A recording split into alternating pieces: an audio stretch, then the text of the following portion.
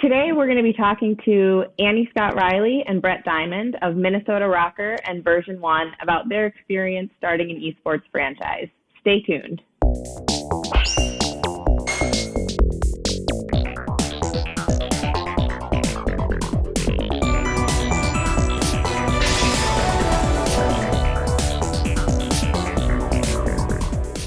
Hi, everyone, and welcome to Lawyers with Game. If you're interested in learning more about video games and esports and some of the legal issues in those fields, you are in the right place. My name is Darius Gambino, and I am first and foremost a lifelong gamer. I've played on just about every home console from the original Atari to the Nintendo GameCube and to now the PlayStation 5. I am also an intellectual property attorney with over 20 years of experience advising clients on issues related to patents, trademarks, and copyrights. I am with the law firm of Saul, Ewing, Arnstein, and Lehr in Philadelphia, and you can find me on Twitter as @PhillyIP. With me today is my colleague Leah Leyendecker. Leah and I are both members of the Video Gaming and Esports Practice here at Saul Ewing. Leah is going to say a few words about herself and introduce our very special guests for today from Version 1. Thanks, Darius. I am so excited to be back recording another episode of Lawyers with Game. Like Darius mentioned, I am also an attorney here at Saul, Ewing, Arnstein, and Lehr, located in our Minneapolis office. And I advise clients on a range of business and IP issues, both general corporate and contract matters, as well as trademarks and commercialization of IP assets. In terms of gaming, my recent addiction is Rocket League on Nintendo Switch, which may or may not have been influenced by this episode's guest. But my gaming beginnings go back to camping out with my sister in our basement playing Sega Genesis for hours on end. And today we are incredibly excited to welcome this episode's guests, Brett Diamond and Annie Scott Riley of Version 1. Version 1 is a multi-property esports organization headquartered here in Minnesota. And a little bit about each of them. Brett was named Chief Operating Officer of Version 1 when the organization was founded back in July of 2019, and today leads the organization's business operations. Before joining Version 1, Brett spent 3 years with the Minnesota Vikings, most recently as Director of Partnership Strategy, and 11 seasons in the National Football League's events department. In various roles on both operations and the business sides of the NFL's major events, Brett was involved in planning 13 Super Bowls and served as event director for the Pro Bowl for 2 years. From 2010 to 2016, Brett worked as a liaison for the NFL to communities bidding to host the Super Bowl, including working closely with the Vikings and the Minnesota community for Super Bowl 52. Annie oversees the creative and marketing teams at Version 1, and she is a lifelong gamer who also has 15 years of marketing and creative experience, beginning her career as a blogger in New York City and traveling the globe creating journalistic content for travel, fashion, luxury, and other lifestyle publications. Prior to joining Version 1, Annie served as the editorial director at Aveda and spent 7 years at marketing and advertising agencies in social and digital roles. Brett and Annie, we are so excited to have you on with us today. Thanks for having us. Thanks, Leah. And Brett and Annie, thank you so much for being on. If you like this video series, please like and subscribe to it. We hope to do a season 2 in the near future. If you want to learn more about myself or Leah, you can check out our law firm website at www.saul.com. If you're interested in some gaming, I am EaglesFan71 on the PlayStation Network, and Leah is Lilo904 on Nintendo Switch. Finally, please keep in mind that this series is intended to be a high-level discussion of legal issues in the world of video games. It is not intended as actual legal advice. If you need actual legal advice, please reach out to myself or Leah. Our email addresses will be in the description. So let's jump right into it, Brett and Annie. We are going to talk today about starting an esports franchise, and you both are intimately acquainted with this concept, having started the first Call of Duty League team in Minnesota, the Minnesota ROKKR. And you've also started esports teams, Version 1 teams playing competitive Rocket League and Valorant. And you both just got back from the Valorant Masters in Iceland, where the Version 1 team took things all the way to the North American Finals, which was unbelievable for a team that really just is getting off the ground. So first, I just want to ask you, what was Iceland like? What was that experience like? Can you give us some insight into that? Yeah, thanks, Darius. I'll take first crack at it. Yeah, so I was with the team in Iceland, and it was an amazing experience for us as a new organization, and particularly new in Valorant. Only a few months in, for us to be a part of an event of that scale. I mean, there were so many firsts involved. It was the first Valorant LAN, first international event. Our team took part of the first North America versus EU match when we played Liquid on the third day of the tournament. So there were so many firsts, truly a historic event in an esports title that many people expect to be a staple of the esports scene for many years to come. And so for us as a new organization to have the opportunity to be a part of it was really incredible. And we saw tremendous growth by pretty much any metric you can imagine, in terms of looking at fan base engagement and social media followers, etc. So really an incredible experience overall. Certainly some unique aspects in terms of having some protocols to follow. We had to quarantine over there for 6 days on arrival, and there were obviously, for an international event with participants coming from several different countries, safety was a priority every step of the way. And fortunately, at least to my knowledge, there were no positive COVID tests from the group that was there, nothing that impacted the event. So we were all very fortunate from that standpoint. And our team did pretty well there. So we were pretty excited about it. Yeah, it's definitely exciting, and I think it's paving the way for future live in-person events, which are coming up. I noticed right before we got on today that you're rolling out some in-person events around Minneapolis for the start of some ROKKR games that are coming up soon, some matches that are coming up soon. So all really exciting stuff. Yeah, definitely. And when we qualified for Iceland, we were one of only 2 teams from North America to qualify. There were 10 teams total from around the world, and we really wanted to make the most of it. So we, and Annie can go into a bit more detail on this, since a lot of it falls into areas under her oversight. But we really went to every length possible. We lined up some additional outside resources to make sure that we could produce a level of content that we wanted, while also that same month leading into Iceland, we still had a Call of Duty League major for Minnesota ROKKR. We had a Rocket League major for Version 1's Rocket League team.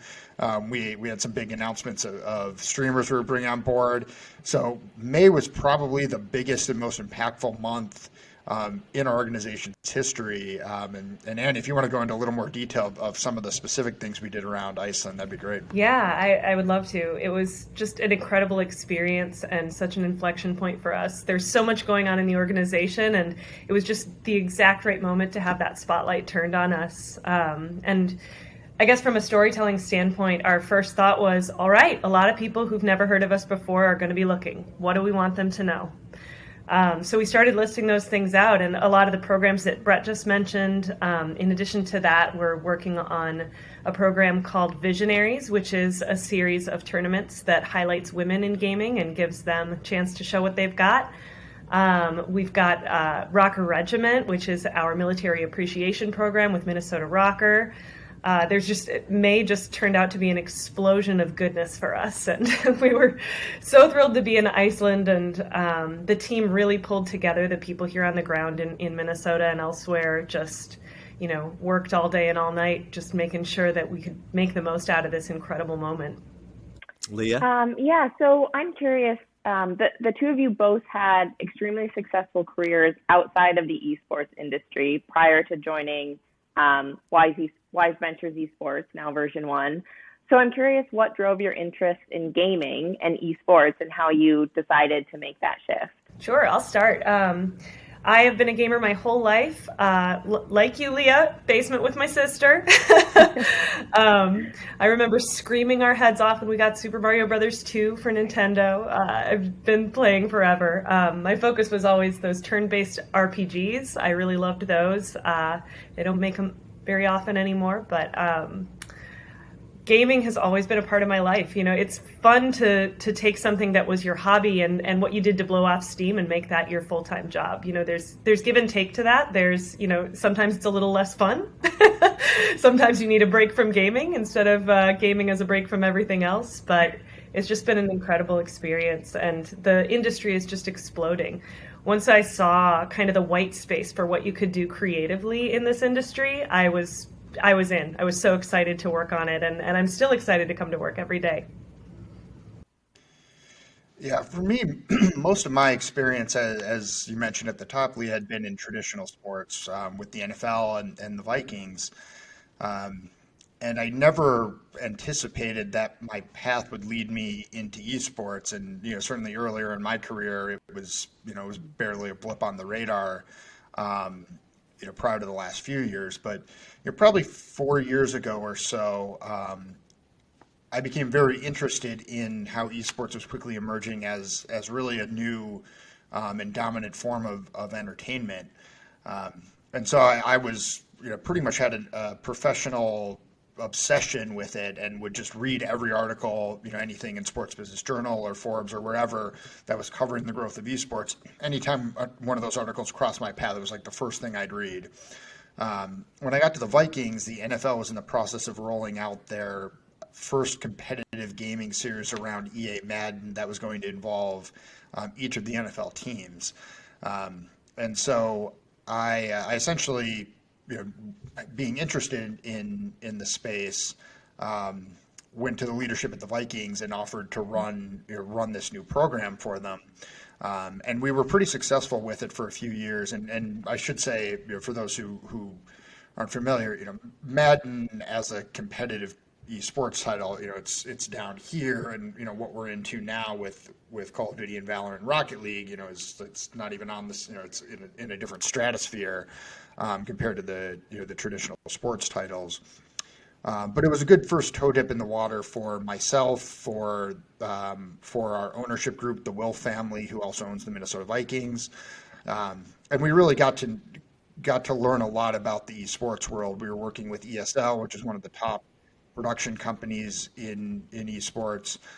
We got to know the competitors and what they needed from just from a support standpoint, or what they needed in terms of practice areas, etc. Importantly, we learned a lot about how sponsors and brands would be integrated into the live stream, and how the production worked from that standpoint. So, one step at a time from there, I got more involved in some of the discussions that the Will family was having as they were exploring different opportunities to invest in the esports space. And they looked at a lot of different opportunities before things got serious with Activision Blizzard around Minnesota ROKKR. And at the time, it was more of just informally advising. I'd be on calls every now and then, and they just pick my brain from time to time. But once they had essentially secured the verbal commitment for the franchise rights for the Call of Duty League team in Minnesota, that's when I was approached by the Will family to switch roles, and we're run as a separate organization from the Vikings. I just like anybody else does when they leave a job, I resigned my old Vikings role, was hired by what at the time was Wise Ventures Esports, has now since we rebranded to version 1, and we made the formal announcement in July of 2019, and it's really been off to the races, a full sprint since then to really build. We've built this thing one step at a time. We started with one employee, myself, in July of 2019. Annie came on board in September of that year, and we had a couple other key hires around that time frame. And yeah, it's been a whirlwind. In some ways, it feels like it's been like 10 years, and in some ways, it feels like it's been like 2 months. It's been a fun, wild ride. That's exactly right. Yeah, sorry, Leah. No, I just wanted okay. to add, actually, that Brett and I actually initially connected over a gaming commonality as well. So Brett called me in to interview, and we were talking about all sorts of things, about the industry and everything. And then somehow we managed to figure out that we had both, in high school, been obsessed with this really obscure online multiplayer text-based game called Gemstone. And it was a great connection point. And we actually named our main conference room after the world of that game. That's great. That's Yeah, a great pick. it's since been referred to by one of our staff recently, referred to it as some boomer game that Annie and Brett used to play. And Correct. we had to clarify that we're not technically boomers, but I think we're philosophical boomers at this point. it was text based, which probably puts it in a totally different world from most people currently can probably not imagine that. So Brett and Annie, I wanted to ask you a little bit about the branding. The ROKKR and version 1 have some great branding. You have gear out there that you have for sale, really, creating a lifestyle brand around the ROKKR and version 1.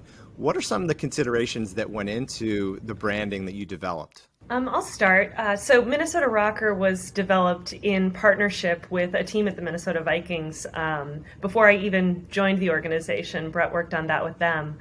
And it is such a rich brand. So it has this unique kind of Nordic heritage. You can see the connection to the Vikings there if you want to, but you don't have to if you don't want to see it. It stands on its own, certainly. It's this helmet that is appearing in twilight, and there's this beautiful blue glint along the side of it, which is moonlight shining on it from the back. But then the eye is also lit, so that light is also coming from within. It's that sort of supernatural, intelligent spirituality kind of a thing lighting it up. So it's this very spooky, dark, and warrior-centered brand, which I was so excited to work on from the beginning. But, since there, we've had so much fun with it, playing with shape-shifting and the idea of the mascot. And we have what we call an anti-mascot, where he's never there trying to get fans to, cheer. He's not taking photos with babies or anything like that. He'll, appear on a balcony, and people start to go, hey, you guys see that? Is that the mascot? And then he's gone. Just spooky. But what we really try to achieve with it is this concept of helmet on and helmet off. So when you have the helmet on, you're this warrior, you're spooky, you're dark, you're unstoppable. And when you have the helmet off, we're just a fun esports organization. We're here to have a good time. We're all about the good vibes. And I think that duality is really appeals to gamers because they understand it. They do it themselves every time they go into a game. I am a mother of 2 children sitting in a suburban house, but also if you get me into Call of Duty, I am absolutely deadly. And people really love that duality, and it's something that's been fun for us to play with from a branding standpoint. Yeah, I'll add, and I'm going to particularly enjoy this part of the podcast because I can really nerd out on what we had to go through from a trademark perspective. And obviously, Leah, you're welcome to chime in because we were fortunate to work with you and the firm on that. But one of the unique things that every team that was in our league had to go through was a very short turnaround to determine branding, get at least basic trademark clearances through, and the research done and filed. If you look at, so there's an NHL team in Seattle that'll start play next season, right? The Seattle Kraken. That expansion team was awarded, I don't know, probably 5 years ago or so, and they named it probably 2 years ago. So they had 2 years before the name was ever spoken publicly, and they had another 2 years to build the brand before they'll ever play a match. We announced that even there was going to be a team in July. We only knew we signed the paperwork a few weeks before that, and we were playing our first match 6.5 months later. And so we had to very quickly narrow down the list of what we could potentially name the team. And and Annie alluded to it. We knew early on that we wanted to tie into Norse mythology, have some ties to the Minnesota Vikings, but without making it so in your face. Our literally, we talked about in a conference room early on that we wanted the branding to feel a bit like the Vikings, but not so much that if you were a Packers fan or a fan of another NFL team, that you would be turned off by it, because we want to make sure we have a broader appeal than that. And actually, we haven't talked a lot about this publicly. I think we've mentioned it in a podcast or two along the way. But the first name that we really liked was ROKKR, which is the end of the world in Norse mythology. But we weren't sure if we could get the trademarks through because Marvel has those trademarks locked up for, or Disney has those trademarks locked up for some of the Marvel movies. And I think, since you said it's not actually legal advice, I guess I'll say this. We kind of felt like given like 2 or 3 years to work through the process, we would probably be distinct enough where we could figure it out. But we had 6 weeks to make a decision and start branding and start creating merchandise and start creating player uniforms and all of the graphics that were going to be part of the game and part of the competitions.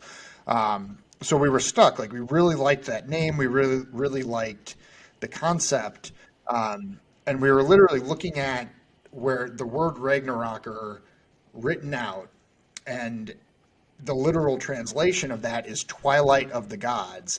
And we're sitting there looking, we're like, we really like that. And, maybe ROKKR, maybe we can make that work. And it's the translation of Twilight in Old Norse or Old Norse language.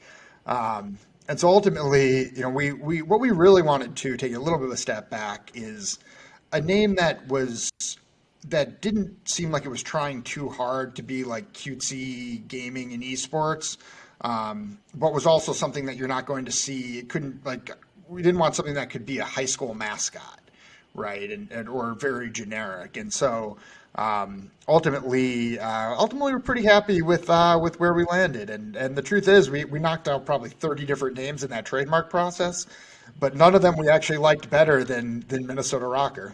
Yeah, no, it's a fantastic logo, and to pull it together in that time frame, as you said, I've worked on some of those branding deals in the past for sports, and you have so much lead time when you're rolling out a new franchise to really go through all of that, do your trademark searching, look at different color sets and things like that, and to pull that all together in 6 weeks and have a fantastic recognizable brand like well, let us tell you about really version amazing. 1.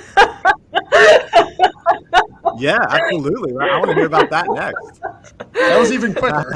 No, version 1, it was a faster process. We had been working for a long time on what we wanted to name the organization. So we had a mountain of work that we were standing on, but we did decide to go into Rocket League and thought we had, a couple of months to pull it together and get the name figured out and all that. And then, paperwork's all signed and we find out, it starts in, was it 2 weeks? Like, it was 3 weeks from the time we signed, but we didn't find out until we only had 2 weeks left between then and our first game. So we started throwing around names that we intended to be temporary, things like temporary team name and cool esports name, things like that. And then version 1 came to the table and everyone was just kind of like, wait a second, that sounds like a thing. So we decided to go ahead and go with that. And it was very cart before the horse. It was very much building the plane while flying it. And what ended up happening was the doors kept flying open. We were able to, begin our trademark process. We were able to start nailing some things down that were really pretty important to us. And as time went on, the team was just enjoying working with that brand so much that we decided to keep it going and ended up making it the name of the organization as a whole versus just the Rocket League team as a temporary thing. But yeah, what we've been building around that is really all around, improvement and versioning, obviously, the idea of, the act of creation being something so completely special and the bravery it takes to actually go ahead and make something, just get a first version out there. And we really think that represents our staff and our team and our players, and it's been fun to continue developing that. Brett and Annie, version 1's teams currently include Minnesota ROKKR in the Call of Duty League, version 1 in Rocket League, and version 1 in Valorant. I'm curious what your experience has been in operating multiple leagues run by different game publishers. One area I know that's come up is in terms of team names and branding. Yeah, Leah, that's a great question, and that's really one thing that we've learned very well over the course of the last 2 years is how much of a difference there can be from one game publisher to another, or one league to another. With Call of Duty League, which is under Activision Blizzard, it's a very formal league structure. They hired several people that came from traditional sports as well as esports, and have built out a structure that feels very familiar to people that come from the traditional sports world.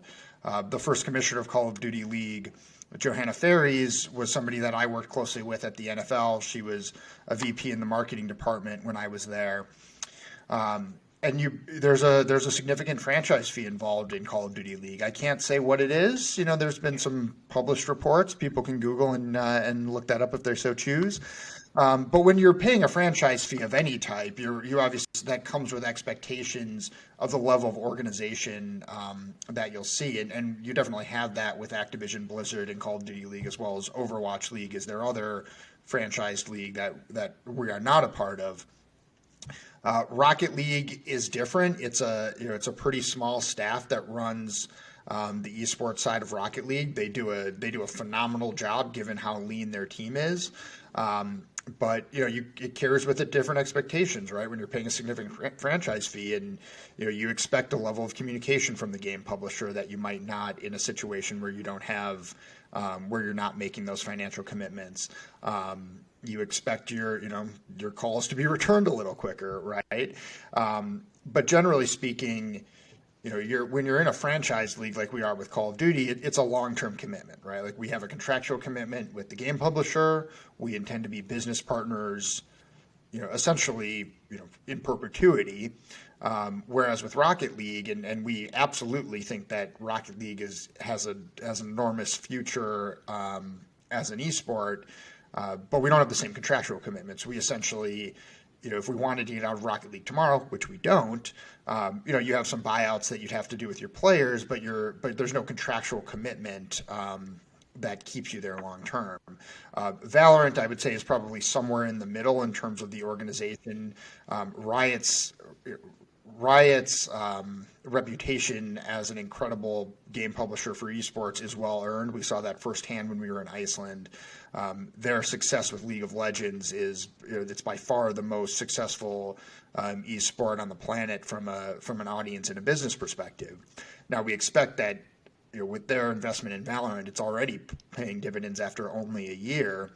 And so we expect Valorant to continue to grow, and frankly, that's a big reason why us and other organizations are in Valorant, is you're essentially investing in what you expect Riot as the game publisher will accomplish over time.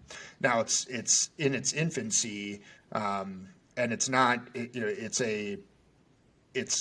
we truly don't know what their plans are in terms of franchising, if/when any of that, but we expect that the scene around Valorant will continue to evolve and become more formalized and more professionalized over time. But it already is doing viewership that was double. The viewership in Iceland was double or more what Call of Duty League was at its peak last year. So with the three titles that we're in, Call of Duty, Valorant, and Rocket League, we really feel like these are the right three titles for the future of esports, both short-term future for us to build a new brand around, but even long-term, that these are the titles that we think are going to stand the test of time and be around, years from now. And in some ways, that's really what everything in the esports industry is. You're sort of placing a series of bets on, what game titles, what game publishers are going to be successful short-term and long-term. So from an outside perspective, it seems to me that esports companies tend to wear multiple hats. You work as competition organizers, rights holders, content creators. So I'm curious your perspective on the ways in which these roles, maybe either complement or perhaps conflict at times, and also how you've been able to build such a successful team to operate in so many different capacities in such a short time. We certainly all wear a lot of hats, that is for sure. I will say one thing that I've been grateful for, deeply, deeply grateful for since the very beginning, has been Leah. Leah and the whole team at Saul, you guys have been amazing. Just being able to recognize that we're not experts in every single thing that we need to do every day in order to fill all those different roles has been incredibly important. I'm never going to stand up and go, all right, I'm a trademark expert now. I'm always going to ask Leah. And I've been grateful from the beginning that we had help all along the way, and someone who we could ask all of our crazy questions and say, okay, Discord is really confusing, but this is what we think we're asking. And we're not sure how it applies with employment law and whether it is employment, and it's a real mess sometimes. But it's a glorious mess. It's a lot of fun. It is complicated hiring people and helping them understand, the flexibility that you need to have to work in this industry, and how, if you look at something and you don't know how to do it, that doesn't mean, oh, it's just going to be somebody else's job. You have to figure stuff out, and you have to be motivated to do that. You have to want to figure stuff out. And so we're always looking for individuals who are interested in driving things forward, who have the appetite to grow this business and make it everything it can be. Some people get really frustrated by the ambiguity of like, oh, I don't really know how that works. I guess I don't feel like I understand how to move forward here. And some people, they just figure it out. And those are the rock stars in this world from what we've seen. Yeah, and that's a really good point, that ambiguity that exists. There is no blueprint for what we're doing. There's certainly several esports and gaming organizations that have been incredibly successful, but everyone is built a little bit differently. The circumstances of a team starting today is very different from one that existed a few years ago. And so, for us, we really work hard to, I'd say first on the staffing side, we really were very intentional about finding a mix of people from different backgrounds. And our first 3 hires are a good articulation of what we tried to accomplish early on and what we've tried to do since, where, so I was the first employee, came primarily from traditional sports. Ashley Glassel, gamer name is Midnight, is our content director. She was our second employee, joined us. She had a long history as a content creator with Optic Gaming, one of the iconic brands in esports, and particularly in Call of Duty. And then Annie was our third employee with this great background in social media and working with brands, but was really early on, we would say Annie's our storyteller in chief and brought that experience. But we had 3 people from very different backgrounds. We bounced a lot of ideas off each other, and that's really the culture we've tried to create from day one. And it's easier when you've got 3 people and you're just like, hey, what do we do now? Boom, boom, boom. Than it is, we're now up to 25 full-time staff plus players and coaches.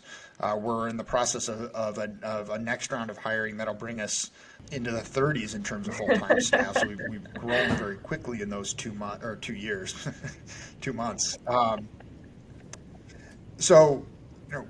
But from the start, that's always been our goal, is to find that balance of traditional sports, esports, and then outside perspectives, because there is no right answer. There is no, there's not the esports way or the traditional sports way that's necessarily going to be successful. It's about having having candid conversations and bouncing ideas around to come up with, what makes the most sense for us with Minnesota ROKKR, at least in this market in Minnesota. With version 1, it's a national and international aspirationally as a brand. But what's the right decision for us in this moment? And to Annie's point, there's a ton of ambiguity, and you just, that's both the fun part and the challenge of the next step is rarely clear. You just have to keep stepping. You just have to just go with it sometimes. As Annie alluded, yep. As Annie alluded, I've had the pleasure of working with both of you since the early beginnings of version 1. And it has truly been amazing to witness firsthand your ability to make and execute so well growth plans and plans to diversify your content offerings. It's been a really fun experience for me. Thanks, Leah. We're very tired. Yes, likewise. There's I can't even count the number of questions. Yeah, like Annie said, it's like we're not even sure exactly what question we're trying to ask. So here's a little bit of information, and maybe we talk about it, and you tell us if we're going to be doing anything illegal. Hopefully not. We don't like to do illegal. We will definitely keep you out of jail, I think. I hope so. One of the last things I wanted to ask the two of you about was branding and partnerships. Obviously, a huge thing in esports. You're seeing more and more quote unquote traditional brands and luxury brands getting into esports. We saw Mercedes-Benz and BMW getting involved in tournament branding and in team branding. So how do you go about selecting the partners that you work with for branding and sponsorships? Yeah, well, it's been an exciting few months for us where we just announced our biggest partnership yet, which is with USAA Insurance, and it's a really exciting partnership. Annie referenced our ROKKR Regiment program, which is a custom-built military appreciation initiative that we're doing hand in hand with USAA. So there's a couple things, and that's an example of where you hear so much when you enter the esports world that you need to be authentic. You need to be authentic, and I've heard people literally ask me how do we be authentic? It's like, well, I don't really know how to explain that other than just be authentic, right? Like, don't try to pretend you're something you're not. Don't try to understand things you don't, but ask the questions and listen and learn. For us, when we're ultimately for any brand, and I don't think this is really more true of esports than it is of traditional sports. There's just more scrutiny from the consumer in esports and gaming. You need to add value to the fan experience and to the consumer experience. And if you're doing that, you're going to see positive results. And if you're not doing that, if you're just slapping your logo on something to slap your logo on something, you're probably not going to get very far with it. And so that's what we've seen. We've seen a lot of progress, even just in terms of the number of different brands that are interested in it. And Darius, you mentioned a few, and Annie has past experience in the luxury brand space, so I'm sure add some thoughts in a second. But what I've seen a lot of, and what I expect to continue to see, is, so I'll give you an example, and I intentionally pick a brand that we're not working with, which is Verizon. So 2 years ago, Verizon had no presence in esports. T-Mobile did, and AT&T did.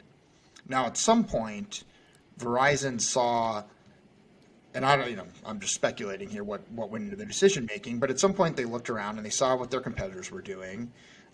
They made some hires, some people that maybe thought about esports a little bit differently. And over the course of last year, they've rolled out several major partnerships and now have a major stake and presence in esports, where they're a major partner and sponsor of Rocket League, of Valorant. They have a presence around Valorant Game Changers, which is a big initiative for Riot around the women's scene in competitive Valorant. And so you've really seen, and I think that's what you'll see over the next few years, where you'll see an industry that might only have one big brand that's currently sponsoring or spending marketing dollars in esports. And it's only just a matter of time until other brands in those same industries see what their competitors are doing and start to see that opportunity. So we're seeing that, on a micro team by team level, but long term, that's where I think we'll just continue to see that exponential growth year over year in terms of the brands that are involved and how they're getting involved. And I would just add to that, brands aren't really what they sell. Brands are the way they make you feel. A brand like a luxury brand that has an ethos that matches one of ours would be a terrific partner for us. And we're definitely looking for brands who have that desire to play in kind of that, aggressive, dark magic, spooky place that ROKKR is. Or in version 1, we have that sense of self-improvement and constantly trying to better yourself and become the best that you can be, and the bravery of creating something. These brands want to reach this demographic that we have this unfettered access to. We have access to a demographic that doesn't watch TV. They aren't doing the normal things that advertisers have used for years to market to people and push messaging to them. They're playing games and they're watching esports. So we're always looking for brands who have something within their ethos that matches ours, so that we can work together to create something that feels really unique to them, and also that gets our fans excited, that gets their fans excited, and makes the whole thing bigger than the sum of its parts. Well, Brett, Annie, this has been a great discussion. I would love to keep talking about some of these issues surrounding the formation of the ROKKR in version 1. It's really interesting stuff to hear the backstory. Unfortunately, that's all the time we have for today. Thank you for coming on with us. If you have any questions about any of the legal issues we've raised on today's podcast, drop them into the comments, and Leah and I will try to answer them without providing any real legal advice, of course. Until next time, I'm Darius, this is Leah, and we are Lawyers with Game. See you next time.